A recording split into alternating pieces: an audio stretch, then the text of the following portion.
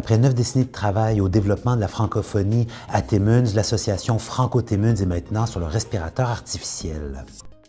En cause, une absence de financement et une rupture de communication avec le ministère du Patrimoine canadien, selon son ancien directeur général, Sylvain Lacroix. Est-ce que l'Alliance doit fermer? Non. Mais ça, c'est dans les mains du ministère du Patrimoine canadien.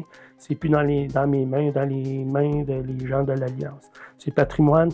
Patrimoine a vu la fermeture des dernières années de l'Akfo-Kirkland Lake, de l'Akfo-Kapiskasing-Hearst, de l'Akfo-Sault-Sainte-Marie, de l'Akfo-Cochrane et Iroquois Falls. Et là, ils vont voir probablement la fermeture de l'Alliance de la francophonie, de l'Alliance Franco-Timmins. Dans un courriel, Patrimoine canadien indique que l'Alliance Franco-Timmins a reçu une approbation pour un financement de 50 000 $ en 2025-2026 et que l'organisme doit respecter des conditions pour recevoir l'argent. Radio-Canada a effectué un sondage exclusif auprès d'élèves et de professeurs concernant leur utilisation de l'intelligence artificielle. Or, l'exercice révèle qu'un élève sur 3 a transgressé les règles à l'aide de l'IA.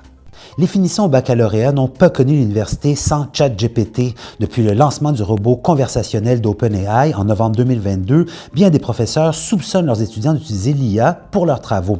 Les experts reconnaissent que l'IA peut être bénéfique lorsque l'on demeure dans une relation de collaboration avec l'outil, mais ils rappellent que la situation peut devenir problématique si l'étudiant ne développe pas son esprit critique et ses propres compétences.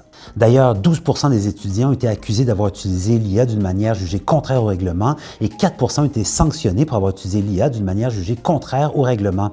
Je vous invite à lire le texte complet au sujet de ce sondage pour en apprendre davantage sur l'utilisation de l'intelligence artificielle dans le milieu scolaire.